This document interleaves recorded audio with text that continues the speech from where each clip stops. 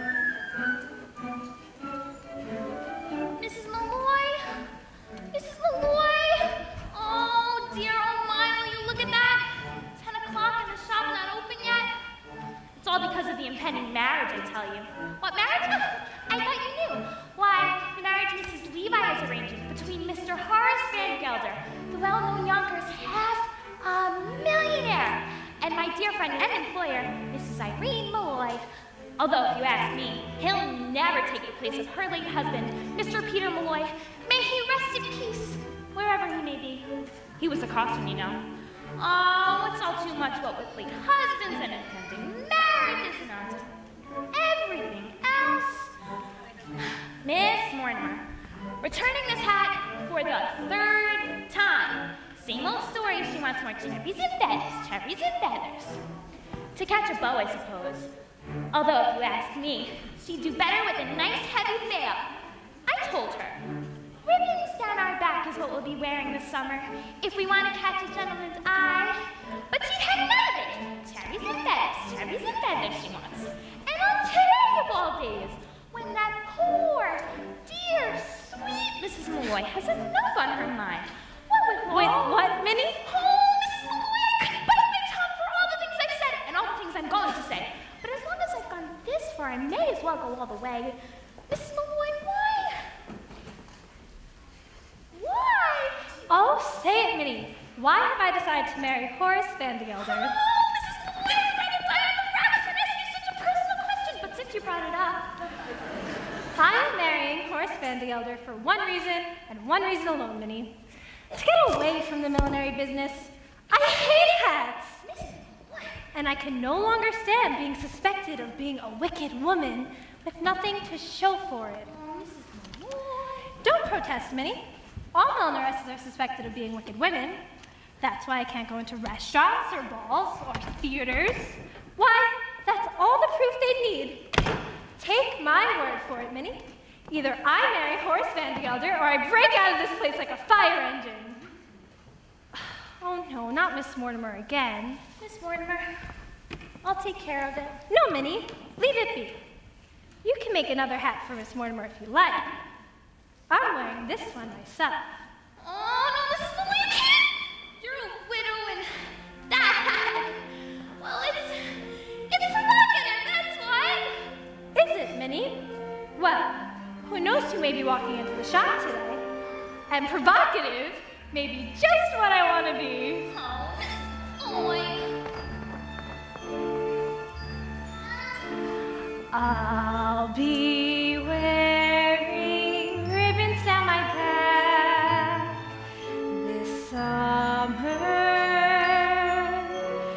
Blue and green and streaming in the yellow sky.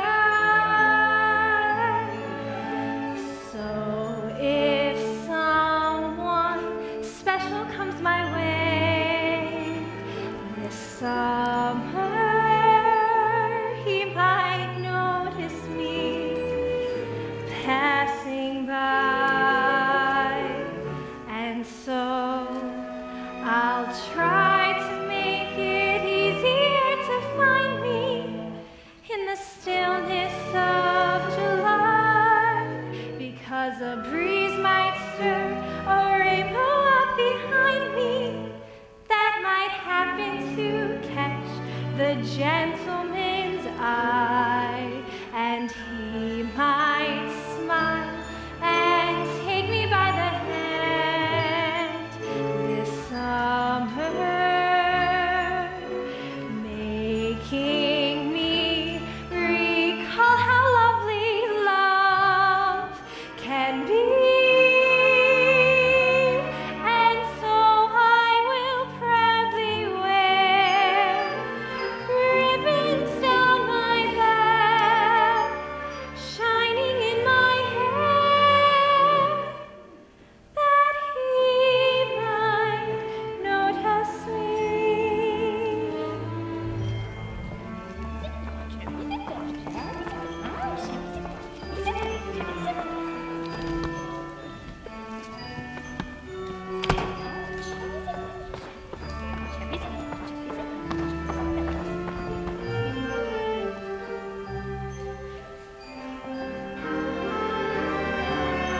And so I will proudly wear ribbons down my back, shining in my hair, that he might notice me.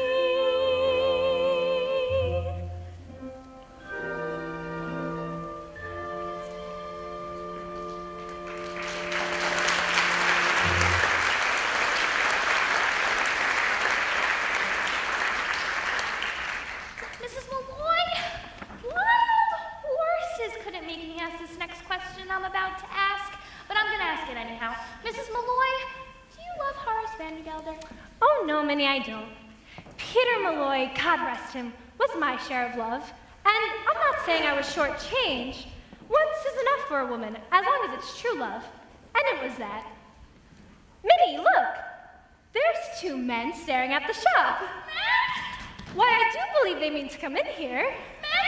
In the shop? Oh, no, Mrs. Malloy, what do we do? Do?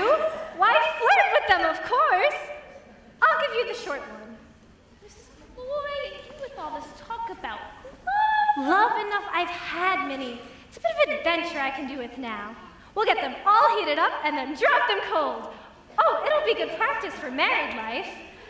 Now, you go into the workroom, Minnie. I know some ways we can perk up our appearances. Besides, a bit of a wait will only make them nervous and easier for us you see Vamp will scream. Vamp!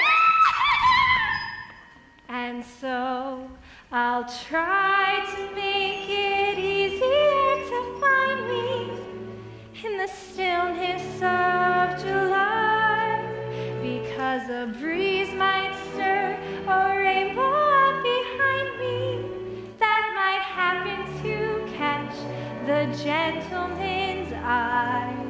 Oh, Minnie, we'll get an adventure out of this yet. We'll get an adventure out of this yet, Barnaby. All day long, we wander around New York and nothing happens. Then we come to the quietest street in all the city, and then suddenly... Vandergelder. Is he still out there? Go check. He's sitting right on that bench. Cornelius, are you sure this is an adventure? Trust me, Barnaby, when you're in one, you'll know it all right. Now, how much money do we have left? Not much, Cornelius. 40 cents for the train back, 30 cents for lunch, and 20 cents to see the stuffed whale. 90 cents. Why? When those two women come back out, we'll have to pretend to be customers. Customers, that's it. Or maybe the best thing to do is to make them think we're rich. That way, we won't have to spend anything. Remember, we're two men about town looking for hats for ladies. Good afternoon, Mrs. Malloy. Here, Cornelius Hackle. Here, Barnaby Tucker. My pleasure, gentlemen. Now, what can I do for you? We're hats, you see, and we're looking for a couple of ladies or two to bring back to Yonkers. We're like a hat. And everyone said to go to Mrs. Malloy's because she's so pretty. I mean, her hats are very pretty. And so reasonable, Cornelius, as reasonable as under $1 would still leave us enough to see the whale. You have to pay him no mind, Mammy's come all the way from Yonkers to see some stuffed whale. He's all excited. Just look out the street, maybe you'll see it. Is it big and black with mean little red eyes? Yes. It's sitting right on that bench. Excuse me, Mr. Hackle, but did you say Yonkers? Why, yes. And may I say, you should visit Yonkers sometime. I mean, perhaps Mr. Malloy would like to visit Yonkers as well. I'm a widow, Mr. Hackle. Oh. Barnaby! She's a widow! Oh, that is too bad. I'm sure Mr. Malloy would have enjoyed Yonkers, especially in that hat. And I mean, not Mr. Malloy, may he rest in peace. You're Catholic, aren't you? Don't worry, I do need to change. Mrs. Malloy, if you should ever happen to have a Sunday free in the near future, I would love to show you Yonkers from top to bottom. Well, as a matter of fact, I might be there sooner than you think. Oh, really? You see, I have a friend who lives in Yonkers. Do you? Perhaps you know him. Perhaps we do. Oh, isn't it always so foolish to ask in cases like this? It's a Mr. Vandergelder. Horace Vandergelder? Vandergelder's hay and feed. Do you know him? No. Mr. Vandergelder's a substantial man, and well-liked, so they tell me. A fine man, Mrs. Malloy. Just lovely, has only one fault as far as I know. He's as hard as nails. Cornelius, I think... I wonder if your friend would like to... Look out! Beg your pardon, Mrs. Malloy. Gentlemen, what are you doing? We'll explain everything later, thank you. I insist that you come out of there this minute. We're as innocent as can be. Well, really, Mr. Hackle, Mr. Tucker, I insist that you both come out of there at once, or I'll be forced to... Mr. Vandegelder. Mrs. Malloy, I don't suppose Mrs. Levi is here, is she? She was supposed to meet me on that park bench 10 minutes ago. Well, if she comes looking for me, she could just find me. When I make an appointment, I like people to be on time. Here's a present for you. Chocolate-covered peanuts. Unshelled. That's the expensive kind. Were you just talking to two men?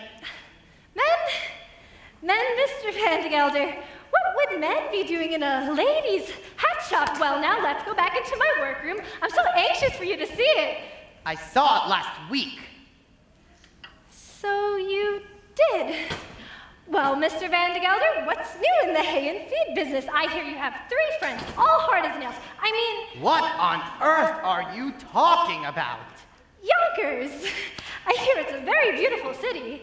And who's been telling you about Yonkers, may I ask? Oh, nobody. A friend.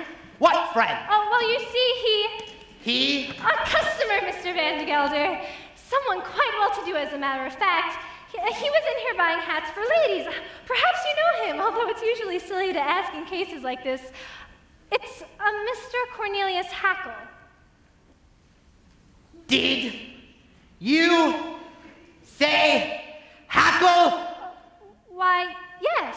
He happens to be my head clerk. That's all, Mrs. Malloy. I demand an explanation. Oh, well, you... And I'm going to give it to you. Why shouldn't you know Cornelius Hackle? Everyone in New York knows Cornelius Hackle. He's at the operas and all the fashionable homes. Why, he's at the Harmonia Gardens restaurant 3 times a week. Impossible. He's only got $146.35, and I keep it in my own safe. Oh, Mr. Vandegelder, you're killing me. He's one of the Hackles. They built the canal. What canal? The Erie. Both. It ain't the same man. Who took the horses out of Jenny Lynn's carriage and pulled them through the streets? Cornelius Hackle. And who dressed as a waiter at the 5th Avenue Hotel and dropped an oyster down Masters. Oh, I can't say it, but it was Cornelius. He's the playboy of New York. Now, Irene, don't deny it. I could see you were taken by him, just like everybody else. Dolly, what are you saying? I've only seen him once in my life. Really, Dolly, Of course.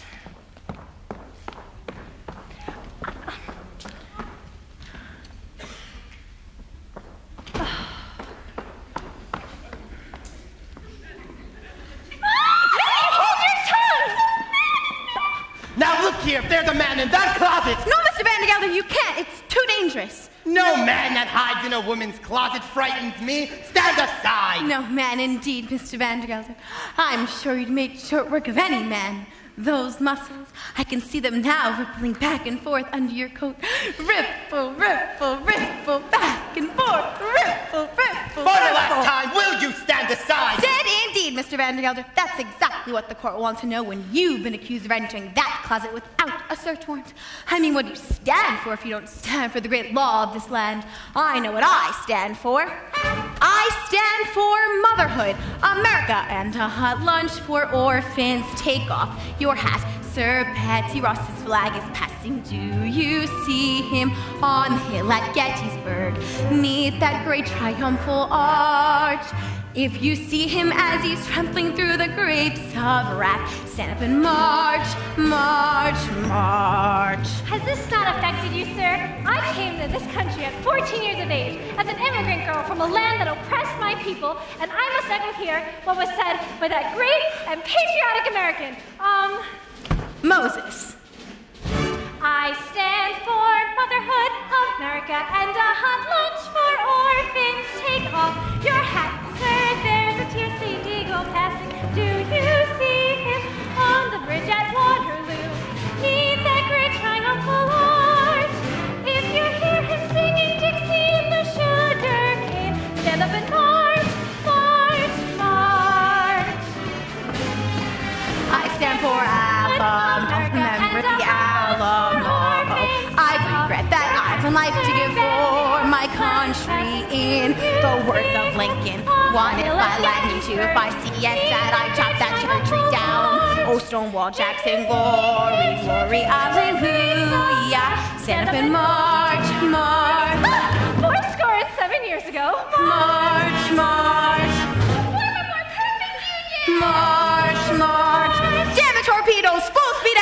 March, march, march.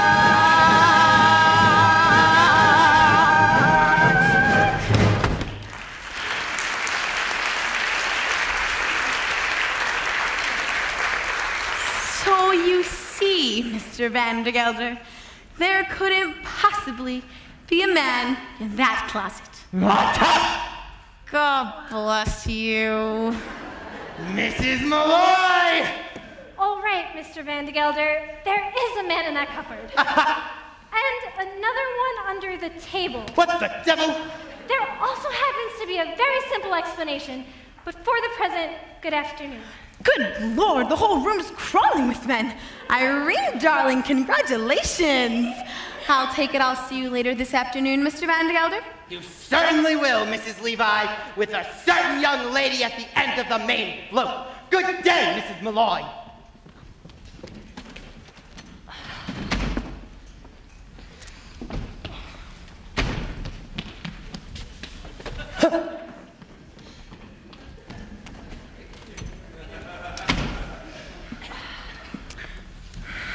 Mrs. Malloy, I can explain everything. I do not wish to hear any explanation, Mr. Hackle. Just you and Mr. Tucker do me the pleasure of leaving my hat shop at once, or I send for Officer Gogarty. Well, if you ask me, Irene, calling an officer is letting them off too easy. The law courts, that's where they belong. I've been adding up the legal offenses these two have committed, and believe me, you've got grounds for at least 2 writs, a non-compos mentis, and a garnagee. Now, the main thing to do is show that you've tried to settle it amicably first. Have dinner with them. Dinner? Is that absolutely necessary, Dolly? That's the way things are done in the law, Irene. Dinner first, garnagee afterwards. Well, if it must be, Mr. Hackle, Mr. Tucker, you may take Miss Fay and myself to dinner. Delighted, Mrs. Malloy. I speak for Barnaby, too. And now I hear there's a very lovely donut shop at the railroad station. A donut shop? Oh, no, Mr. Hackle. If the Harmonia Gardens is good enough for your fashionable friends, it's good enough for us. Oh, I hear they have a lovely orchestra there, Minnie. Oh, we couldn't go there. Now, don't misunderstand. It's not the money or anything. It's the whale! It's the whale. No, it's the whale! It's the dancing. You see, they have dancing in a place like that, competitions, exhibitions, and I don't know how to dance. You know, it would take me weeks, months, years to learn. Mrs. Dolly Levi's 33-year-old chief clerk's taught how to dance? Now, it's simple.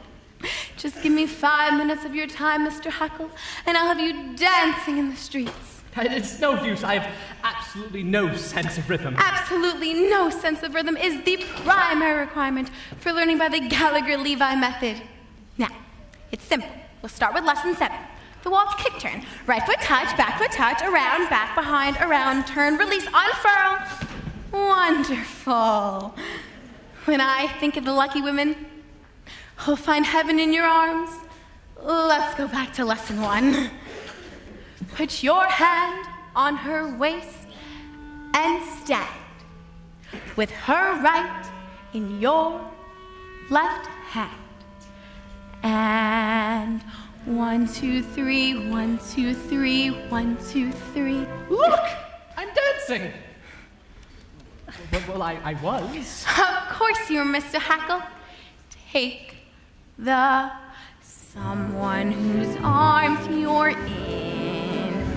Hold on to her tight and spin. And 1, 2, 3, 1, 2, 3, 1, 2, 3. Wow, I'm dancing! Turn around and turn around, try floating through the air. Can't you be a little more aesthetic? Don't you think my dancing has a polish and a flair? The word I think I'd use is athletic. Well, my heart is about to burst. My head is about to pop. And now that I'm dancing, who cares if I ever stop? Look at me, everybody! I, Cornelius Hackle, sport of dancing. You're next, Mr. Tucker. Glide and step and then step and glide. And everyone, step aside.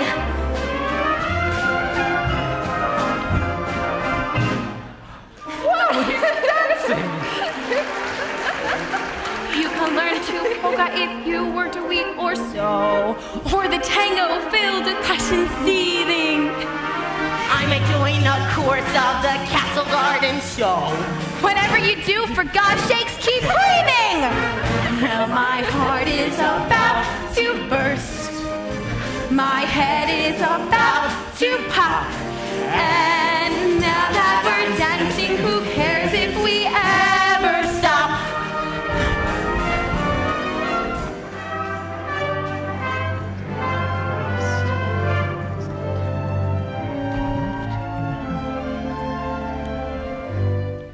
When there's someone you hardly know and wish you